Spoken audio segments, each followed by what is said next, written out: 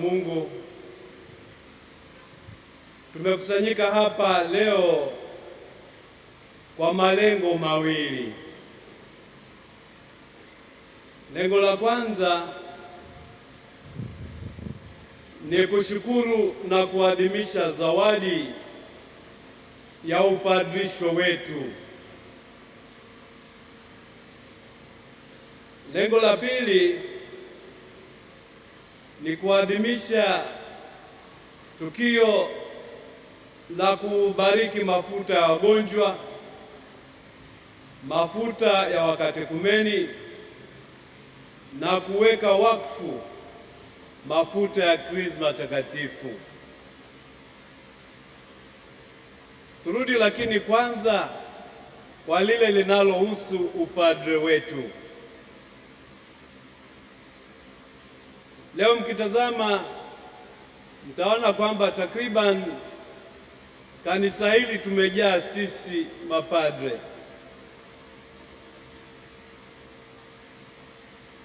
Karibu walei hawakupata nafasi.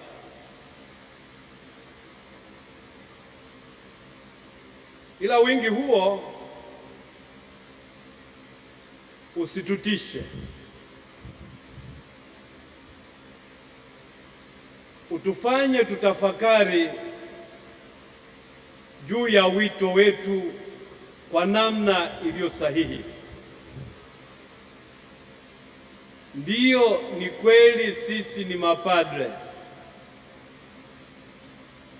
lakini sisi sio mapadre kwa asili yetu. Sisi ni mapadre kwa kushirikishwa. Padre au kuhani mkuu na wa milele ni Yesu Kristo,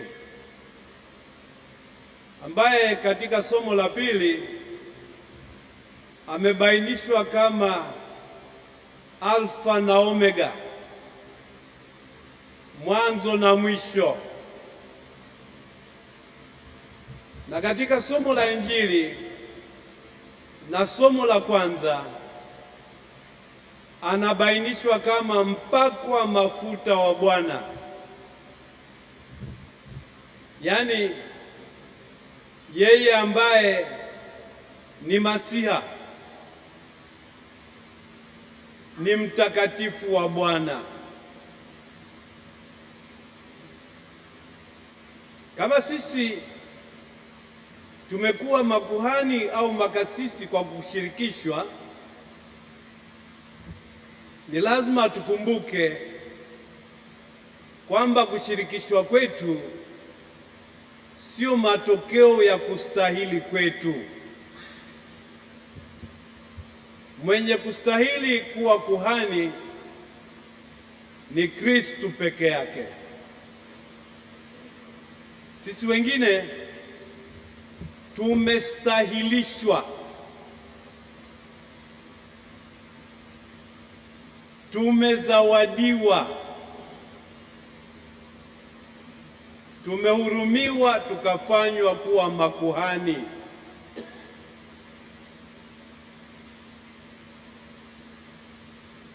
Na ndio maana tumeitwa katika somo la kwanza, au tumebainishwa kama makuhani wa Bwana. Makuhani wa Bwana tulioitwa, tulioteuliwa, tuliostahilishwa. Na kwa sababu hiyo daima tumshukuru Mungu kwa upendeleo huo. Kirudi nyuma, ukitazama watu uliosoma nao kuanzia chekechea, shule ya msingi na kadhalika, utagundua kwamba walikuwepo wengine wema kuliko wewe, makini kuliko wewe, waadilifu kuliko wewe, ila hao hawakuitwa kuwa mapadre, hawakupewa ukasisi, umepewa wewe, chombo dhaifu, kusudi Mungu peke yake atukuzwe, kusudi Mungu peke yake atumikiwe, apewe sifa na heshima. Kwa hiyo nirudie tena kualika, jitambue ewe kasisi, jitambue ewe padre katika uhalisia wako, na daima mpe Mungu sifa, heshima na shukrani. Na katika kujitambua kwako, mtambue padri mwenzako kuwa ni zawadi. Anaweza kuwa na mapungufu, anaweza kuwa na mipaka, lakini mtambue kama zawadi ya Mungu kwako, zawadi ya Mungu kwa kanisa, zawadi ya Mungu kwa ulimwengu.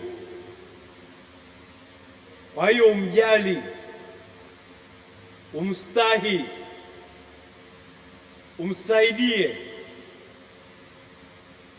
umsindikize, akuwe na imarike katika wito, uwakfu na utakatifu wake.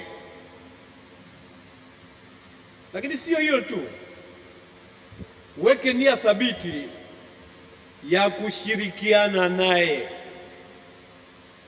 Na hapo naomba niweke msisitizo, na naweka msisitizo kwa kutambua changamoto zinazoweza kuwepo kati ya mapadre. Mara nyingine hutokea mapadre wakawekwa wawili parokia moja, hawasali pamoja, hawali pamoja, hawafanyi kazi pamoja.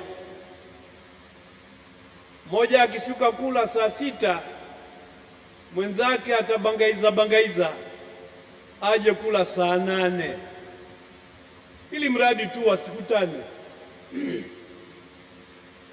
Mmoja akiadhimisha misa saa 1, mwingine badala ya kujitokeza na kucelebrate atabana chumbani na pengine asiadhimishe misa kabisa siku hiyo. Ndugu zangu, tabia za namna hiyo zinadokeza ulemavu. Naomba tusiridhike kuwa mapadre walemavu. Tupende kuwa mapadre wenye tija, wenye afya na wanaompendeza Mungu. Na kwa mantiki hiyo, napenda kuwaalika kwa msisitizo,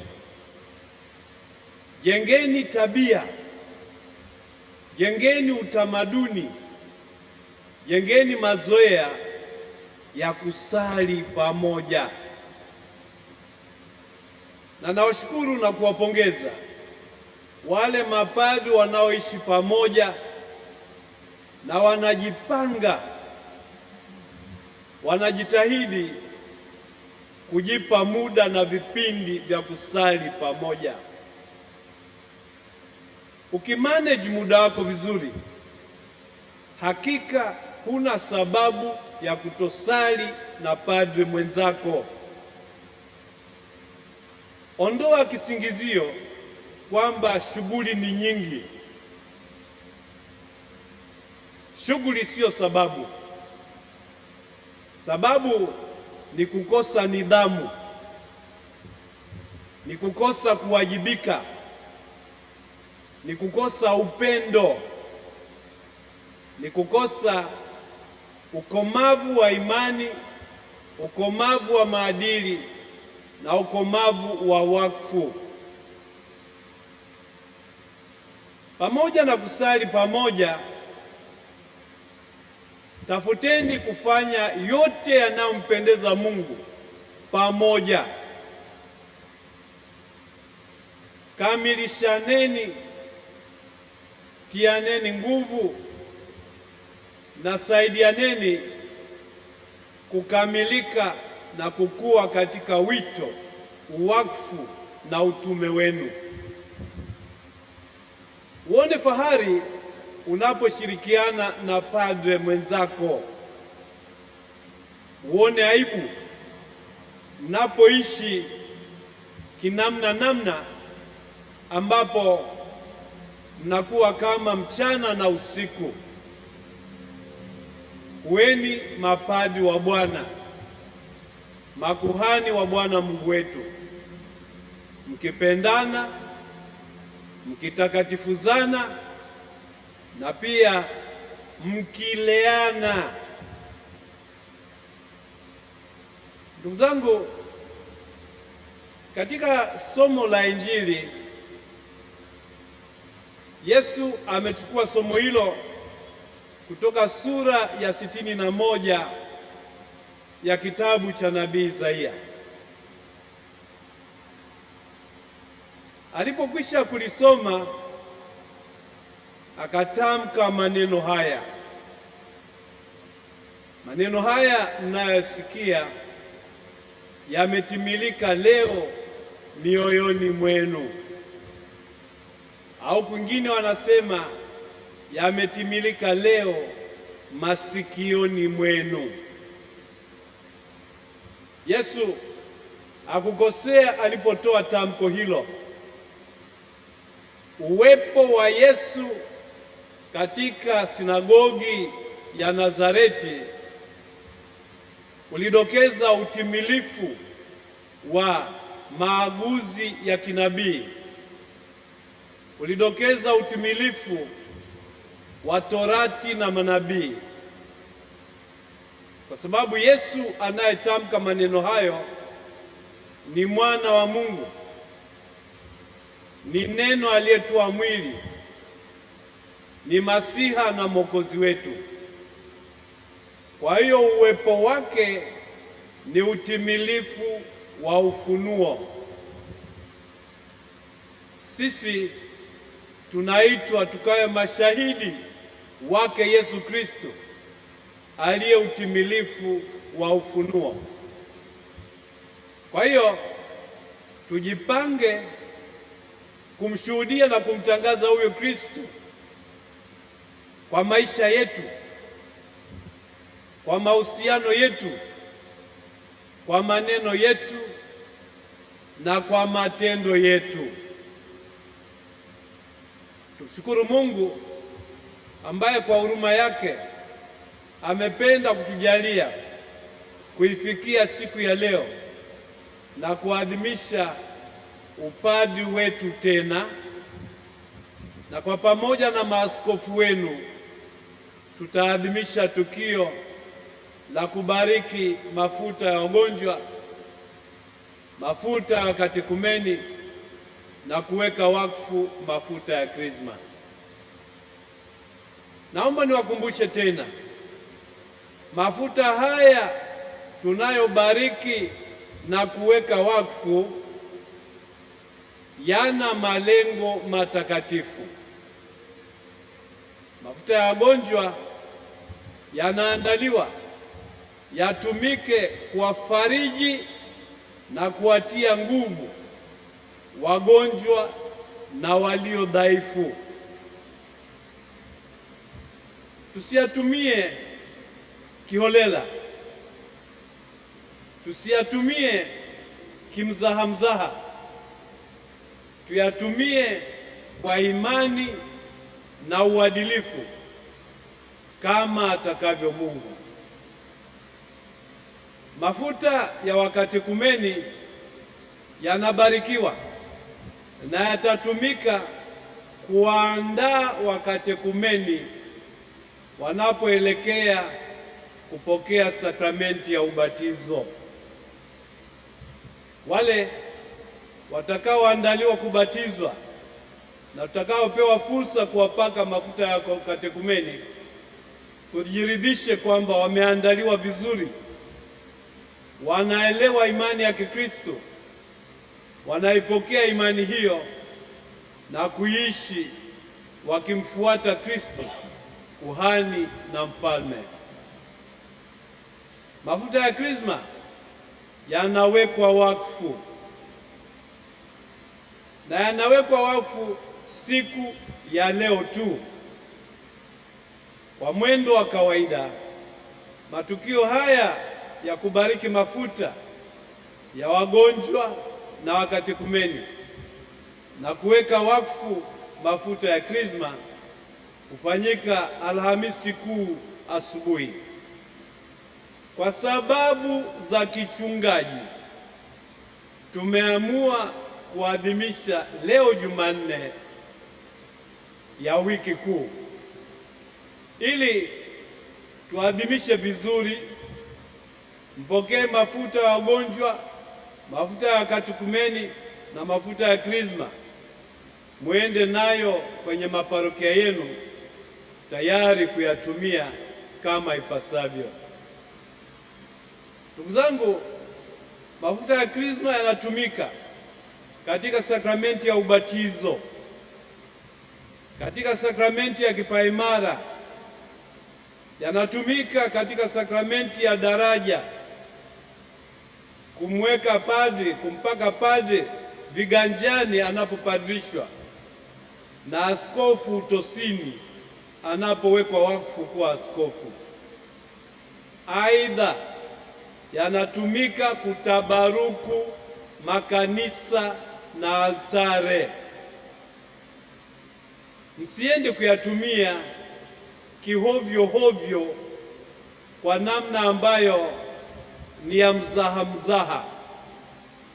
Zingatieni heshima ya hiyo Krisma takatifu na itumieni kuwatakatifuza watu, kutakatifuza altare, kutakatifuza makanisa. Na hapa naomba nitoe onyo. Ni onyo ambalo nimeshalitoa katika fursa nyingine, lakini kwa sababu wako watu ambao ni kama agizo moja likitolewa linaingia sikio moja linatokea sikio la pili, niwakumbushe tena, tafadhali zingatieni maana, heshima na matumizi ya mafuta matakatifu. Wako watu ambao wanaweza kufika kwenye kanisa kama hili na mkilitazama vizuri, kwenye kuta zake kuna misalaba na viango vya mishumaa. Ina maana kwamba ni kanisa lililotabarukiwa. Kanisa hili limetabarukiwa mwaka 1908 na altare hii imetabarukiwa, lakini unaweza kushangaa ukamkuta padre mzima anakuja anapaka mafuta altare, anapaka mafuta ambo hii, anapaka mafuta hayo mabenchi mliokalia, anaenda kupata kama mafuta ile katedra ya askofu pale, na sakafu na nguzo. Enyi mapadre, mmelogwa? Mnatambua kwamba huo ni usanii, huo ni uhuni, huko ni kurubuni na kudanganya watu. Tendeni mambo yaliyo sahihi, tendeni mambo yanayoeleweka, epukeni vioja na vituko. Dini yetu sio dini ya vioja na vituko, ni dini ya imani moja takatifu Katoliki ya mitume. Ni dini ya kweli, halali na sahihi. Tusitafute kuipeleka kivyetu vyetu. tuishi imani yetu kama alivyotujalia na kututaka Kristo. Kwa hiyo tuwe makini. Sisi tumeitwa tukawafundishe watu na kuwahubiria habari njema. Sasa tunapofanya vitu vya mizengwe, hatuwafundishi watu na hatuwahubirii yaliyo mema. Kwa hiyo pale ambapo kuna mielekeo na vionjo visivyo sahihi, tujisahihishe, tujipange kufanya vema zaidi. Mapadri wapendwa, namshukuru Mungu kwa zawadi ya kila mmoja wenu. Narudia tena, napenda kumtambua kila mmoja wenu kama zawadi ya Mungu kwa kanisa, kwa ulimwengu na kwa wanadamu wote. Basi kuweni vyombo vitakatifu vya Mungu. Nitumie fursa hii kuendelea kuwapongeza kwa wito na sakramenti ya upadre. Tuombeane, tusaidiane na tutakatifuzane. Amani ya Kristo iwe nanyi.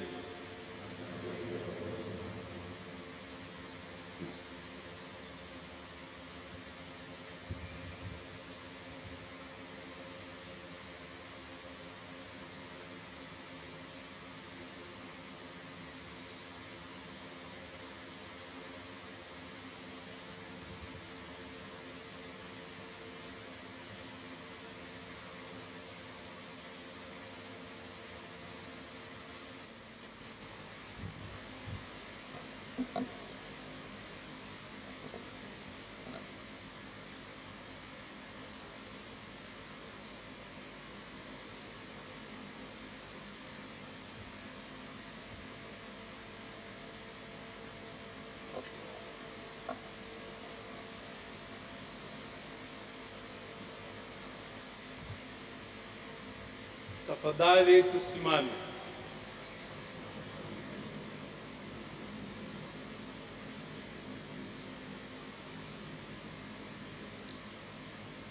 Mapadre wapendwa sana,